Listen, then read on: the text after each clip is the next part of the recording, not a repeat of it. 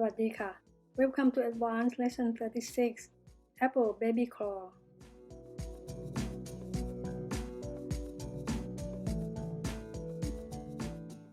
Choose a fresh firm red apple. Carve 8 small petals around the center.